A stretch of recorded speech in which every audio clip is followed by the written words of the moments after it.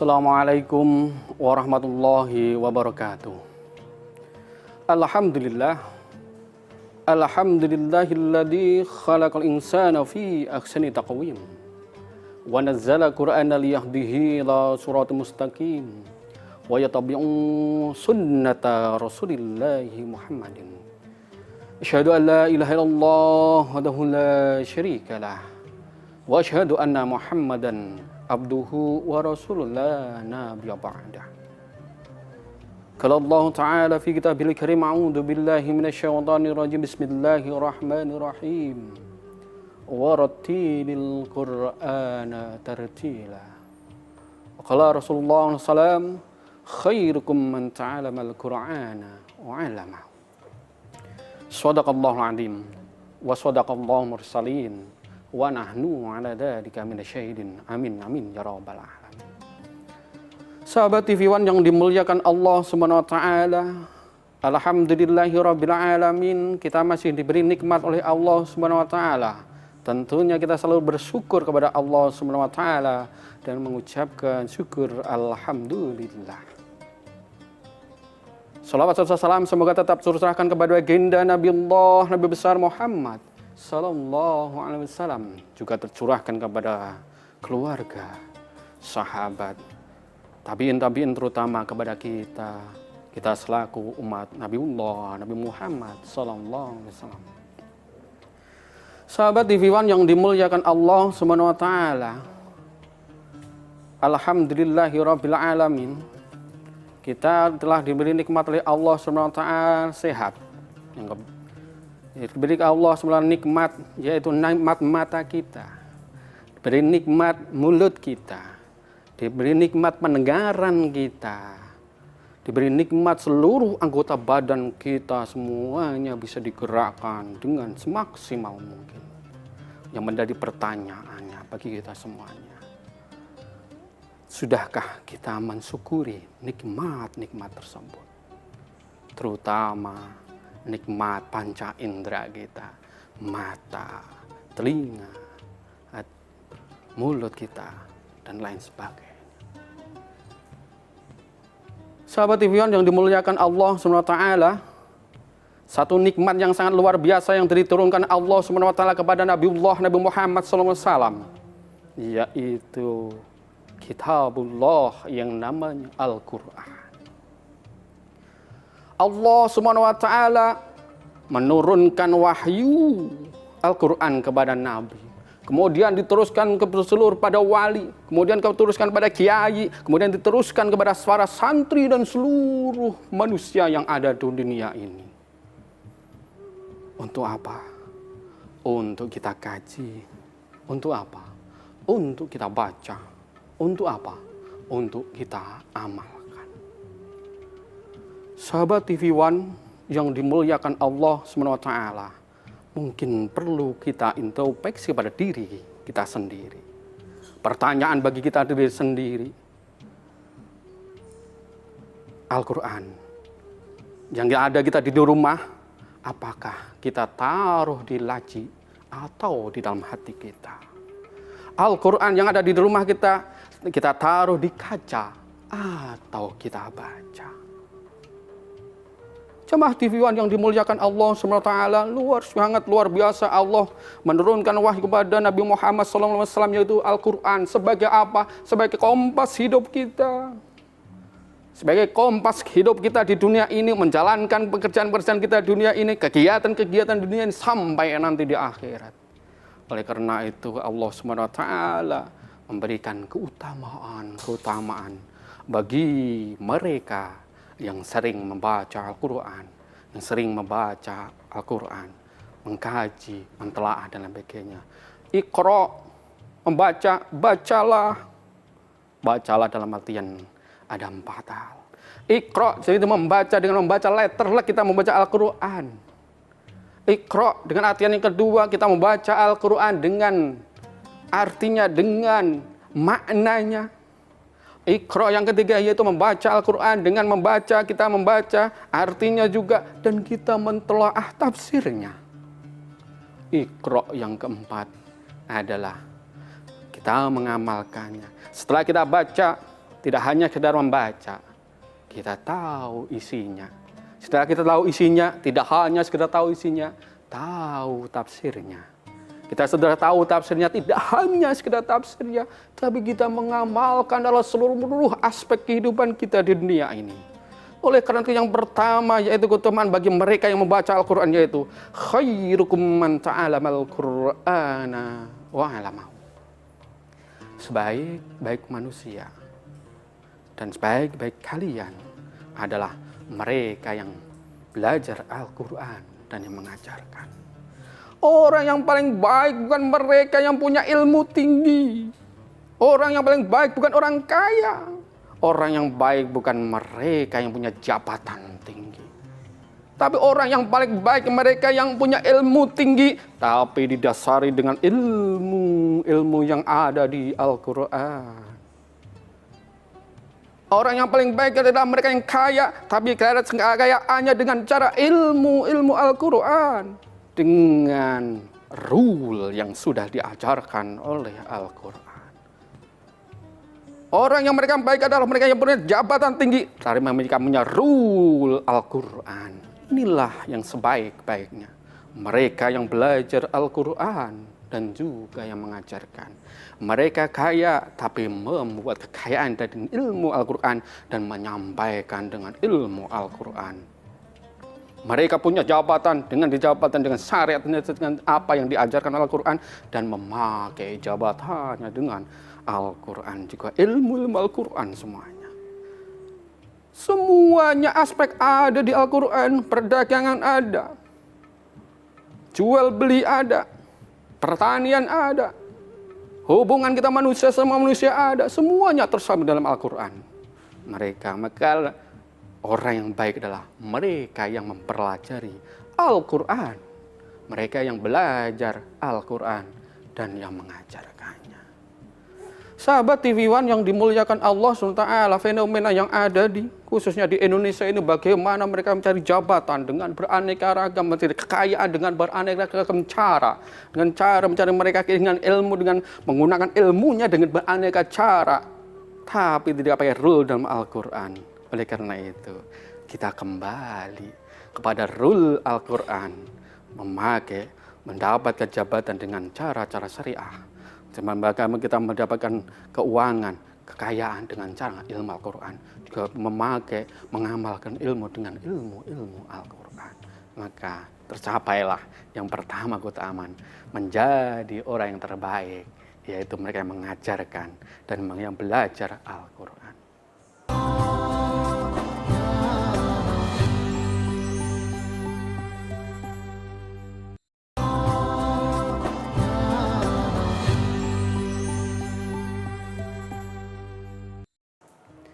Sahabat TV One yang dimuliakan Allah SWT.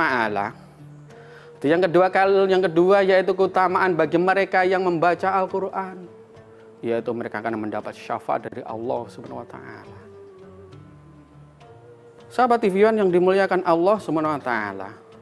Kalau kita lihat fenomena yang sekarang ini, bangun tidur pasti melihat HP, mau tidur HP, mau makan HP, ketemu teman-teman HP, ke seluruh aktivitas HP dan sebagainya. Tapi belum tentu setiap kita di dalam hati kita, selagi kita lenggang, selagi kita dan sibuk, kita memegang yang namanya Al-Quran. Betapa banyak, berapa detik, berapa menit, berapa jam, berapa hari kita terlupakan dengan yang namanya HP, handphone. Tapi kita lengah. Mungkin tidak satu hari, mungkin seminggu, mungkin bahkan sebulan atau 1 tahun baru kita memegang yang namanya Al-Quran. Padahal keutamaan luar biasa. Iqra'ul Qur'ana fa innahu ya'ti yaumal qiyamati syafi'an li ashabi. Bacalah Al-Quran. Ini saya Al-Quran nanti di akhirat, di akhir zaman nanti akan memberi syafaat kepada engkau. Ternyata yang akan memberi pertolongan kita bukan HP lagi. Ternyata yang memberi pertolongan bukan koran yang kita baca. Ternyata mungkin bukan tabloid yang kita baca, tapi Al-Quran yang kita baca, yang kita amalkan, yang kita aplikasikan dalam sehari-hari. Ya, Al-Quran memberikan syafaat kepada mereka yang membacanya. Dalam kitab Taubul Ghafilin dikisahkan bahwasanya nanti Al-Quran akan berwujud seperti pemuda. Pemuda yang ganteng, gagah, luar biasa. Seraya melambaikan tangan kepada tuannya yang sering membaca. Wahai Tuan, masihkah ingat dengan saya? Sang tuan yang dipanggil tadi seraya bertanya, siapakah engkau gerangan wahai anak muda? Apa jawaban dari anak muda? Tadi yang Al-Quran yang berwujud anak muda tadi. Saya yang engkau baca setiap pagi hari. Saya yang engkau baca setiap siang hari, saya yang engkau baca setiap sore hari, saya yang engkau baca setiap malam. Sayalah Al-Quran, diperintahkan oleh Allah SWT untuk memberi syafaat kepada engkau, memberi pertolongan kepada engkau. Karena engkau ahli Al-Quran. Engkau tiap hari membaca kalimat-kalimat saya. Engkau tiap hari membaca kalimat-kalimat saya, mengkaji kalimat-kalimat saya, menggunakan amalan tiap hari, mengaplikasikan saya terhadap kehidupan sehari-hari. Inilah Al-Quran. Keutamaan Al-Quran yang akan memberi syafaat nanti di yaumil kiamah. Bukan HP kita, bukan tabloid kita, bukan juga koran yang kita baca. Sahabat TV One yang dimuliakan Allah Subhanahu wa Ta'ala. Berapa banyak lagi keutamaan-keutamaan yang lain. Yang ketiga, keutamaan yang ketiga, mereka yang sering membaca Al-Quran, yaitu mereka akan diberi pahala setiap hurufnya 10 kebahagiaan, 10 keberkahan, 10 hasanah. Bukan satu kalimat, tapi satu kata. Alif, satu huruf. Lam, satu huruf. Mim, satu huruf. Kita tahu berapa banyak huruf yang ada di Al-Quran. 30 juz, 144 surat. Bahkan dalam sumber yang lain dinyatakan bahwasanya Al-Quran ada 6.666 huruf. Kalau kita baca, kalau kita khatamkan, dikali dengan 10, berapa pahala yang mengalir kepada kita. Nikmatnya kita bersanding, bergelut, mengkaji Al-Quran. Satu huruf akan diberi 10 kebaikan. Bismillahirrahmanirrahim. Itu sudah kita hitung berapa huruf dalam bismillah saja. Berapa kebaikan yang sudah kita terima. Sahabat TV One yang dimuliakan Allah Subhanahu wa Ta'ala, ini merupakan sangat luar biasa. Pahala-pahala ini tidak akan membawa kita sampai ke akhirat nanti. Bahkan ketika kita sedang sakaratul maut, itu pun seluruh pahala-pahala sudah ditayangkan atau sudah dikasih oleh Allah Subhanahu wa Ta'ala. Mata kita dibukakan. Ada suatu kisah sahabat Rasulullah SAW yang namanya Sa'ban. Sa'ban ini punya keanehan yang sangat luar biasa. Itu setiap hari selalu duduk di pojokan. Bahkan tiap hari, setiap 5 waktu sholat pasti di pojokan. Zikir, membaca Al-Quran, merenung, mengkaji-kaji ilmu yang lain. Suatu saat Sa'ban tidak terlihat di dalam mushola tersebut atau masjid tersebut. Karena saking terkenalnya keanehan Sa'ban yang selalu duduk di atas di pojokan kanan ini, Rasulullah dan sahabatnya sudah tahu betul, sudah hafal betul di mana Sa'ban akan duduk di tempat tersebut. Dan maka ketika dalam suatu hari di situ tidak Sa'ban, maka terlihat oleh semuanya. Rasulullah sadar kalau Sa'ban belum datang, sahabat juga Sa'ban belum sadar. Maka Rasulullah SAW bertanya kepada sahabat, wahai para sahabatku, tahukah gerangan engkau Sa'ban di mana? Sahabat menjawab, kami tidak tahu ya Rasulullah.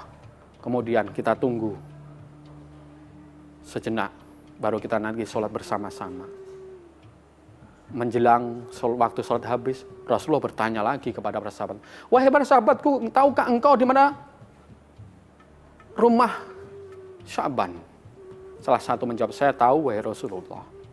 Kemudian Rasulullah bertanya, mari kita tunaikan sholat subuh. Kemudian setelah subuh ini kita berangkat ke rumah Sa'ban.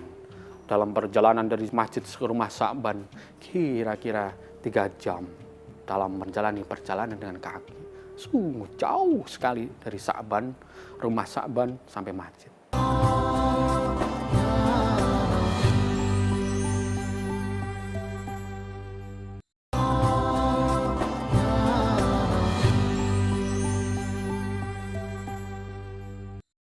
Ketika sudah sampai, singkat kisah, sampailah di rumah Sa'ban, kemudian mengetahui Rasulullah, Assalamualaikum. Keluarlah istri Sa'ban dalam keadaan menangis dan mengadu kepada Rasulullah SAW.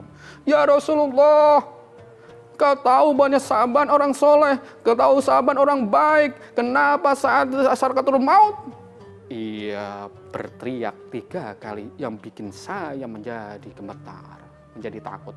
Yang pertama teriakannya, aduh kenapa tidak jauh. Yang kedua, aduh kenapa tidak yang baru. Aduh, yang ketiga, aduh kenapa tidak semuanya. Rasulullah menjawab dengan senyuman dan memberitahukan kepada sahabatnya dengan senyuman juga. Dengan seraya menyampaikan surat Al-Kahf ayat 22. Laqad kunta fi ghaflatin min hadza fakashamnaka ghita'aka wa basyuruka yaumal hadis. Kalian dulu semuanya lalai dalam hal ini. Maka saat ini kami bukakan matamu. Kami kasapkan matamu dengan sebenar-benar kasapnya mata. Sehingga bisa melihat pahala-pahala yang engkau lakukan ketika hidup di dunia. Rasulullah menerangkan, wahai para sahabatku, dan apa kira-kira tiga teriakan Sa'ban tadi. Yang pertama, aduh kenapa nggak jauh lagi. Saat itu sakaratul maut, Sa'ban dibukakan, diperlihatkan pahala-pahala. Ia jalan menuju ke masjid. Ia dibukakan membaca Al-Quran. Ia dibukakan dengan kajian. Di situ dibuka dengan kasat mata luar biasa. Inilah kebahagiaan yang sangat luar biasa. Karena saking jauhnya, Sa'ban bilang, aduh kalau pahala seperti ini, menjadi kebaikan seperti ini, kenapa rumahku nggak jauh lagi? Aduh, kenapa nggak jauh lagi? Yang kedua, aduh, kenapa tidak semuanya? Ketika itu Sa'ban sedang minum susu beserta dengan sepotong roti. Kemudian datanglah pengemis. Dibagilah pengemis tersebut separuh roti dan separuh susu. Ketika sakaratul maut, Sa'ban diperlihatkanlah, dikasapkan matanya, inilah pahala-pahalamu dulu yang memberikan sepotong roti dan setengah gelas susu. Kemudian yang ketiga, aduh kenapa tidak yang baru. Saat itu Sa'ban sedang menuju ke masjid, bertemulah seorang kakek-kakek yang tua renta. Dia kedinginan. Ketika itu Sa'ban memakai 2 jubah. Jubah baru di dalam, jubah luar yang sudah lama. Karena untuk menutup supaya tidak terkena, yaitu debu-debu. Ketika sampai di perjalanan, bertemu dengan seorang kakek yang kedinginan tadi. 1 jubah yang luar dikasih kepada sang kakek tadi. Sa'ban dikasapkan matanya, dibukakan matanya, yaitu tentang pahala-pahala ketika ia sedang memberikan jubah tersebut. Inilah suatu gambaran, sahabat TV1 yang dimuliakan Allah Subhanahu wa taala. Segala sesuatu akan dipetiknya. In ahsantum li anfusikum wa in asatum falaha. Ketika itu baik buat kamu. Ketika itu jelek akan kembali kepada engkau. Inilah salah satu. Yang nomor 3 yaitu keutamaan yang ketiga, yaitu kita selalu orang yang membaca Al-Quran diberi dengan peringkat derajat yang baik, kemudian beri syafaat. Yang ketiga diberi yaitu dengan pahala-pahala yang sangat luar biasa. Sahabat TV1 yang dimuliakan Allah Subhanahu wa taala, keutamaan yang keempat bahwasanya ketika orang yang rajin membaca Al-Quran, ia akan sebagaimana orang-orang bersedekah. Dalam riwayat disampaikan, orang yang membaca Al-Quran dengan terang-terangan, seperti halnya seperti ia bersedekah dengan terang-terangan. Begitu juga sebaliknya, orang yang membaca Al-Quran dengan pelan, dengan lirih, dengan sembunyi-sembunyi, begitu juga seolah-olah ia juga seperti orang yang sedekah secara sembunyi-sembunyi. Ini keutamaan Al-Quran. Keutamaan kita membaca Al-Quran, kita mengkaji Al-Quran. Allah juga akan mengucurkan seluruh pahala kepada kita. Kita akan mendapatkan yaitu keutamaan juga. Sahabat TV One yang dimuliakan Allah SWT. Yang kelima, keutamaan yang kelima yaitu terutama bagi Bapak Ibu sekalian sahabatku yang ada di TV One. Mungkin ada pertanyaan, Pak Ustadz, saya tidak bisa ngaji. Pak Ustadz, saya belajar atau tidak bisa juga. Saya sudah berusaha berkali-kali, tapi itu juga tidak bisa mencapai, bisa membaca Al-Quran. Ada satu bagi mereka yang tidak bisa mencapai baca Al-Quran, tapi mendapat keutamaannya. Bagaimana? Didiklah anakmu. Didiklah anakmu menjadi ahli Al-Quran. Didiklah anakmu menjadi hafiz Al-Quran. Niscaya akan mendapatkan keutamaan di akhirat nanti. Bapak Ibu akan mendapatkan jubah kebesaran dan cahaya yang sangat luar biasa dari Allah SWT. Jadi semuanya akan mendapat keutamaan. Inilah keutamaan-keutamaan kita membaca Al-Quran, menjadi orang yang terbaik, mereka menjadi syafaat dari Allah SWT, pahala yang banyak. Yang ketiga, yang keempat, yaitu mereka akan selalu mendapatkan syafaat, mengalir pahala seperti sedekah. Yang kelima, khususnya bagi mereka yang tidak bisa membaca, gak usah terlalu takut, gak usah terlalu tidak mendapatkan keutamaan, tetap mendapatkan keutamaan. Didiklah anakmu untuk jadi Al-Quran. Semoga kita semuanya menjadi ahli Al-Quran. Semoga kita akan mendapat keberkahan dari Al-Quran. Semoga kita semuanya bisa memetik fadilah daripada Al-Quran. Indonesia bermartabat, Indonesia ahli Al-Quran, Indonesia warganya juga ahli Al-Quran. Akhirnya semuanya menjadi ahli Al-Quran yang mengundang keberkahan Allah SWT, sehingga Indonesia betul-betul menjadi baldatun thayyibatun warrabbun ghafur. Sahabat di TV One yang dimuliakan Allah SWT. Oleh karena itu kita semuanya menjadi introspeksi kita semuanya. Sekarang Al-Quran taruh di hati, bukan di laci. Al-Quran dibaca, bukan ditaruh di kaca. Terima kasih atas perhatian. Mohon maaf segala kekurangan. Assalamualaikum warahmatullahi wabarakatuh.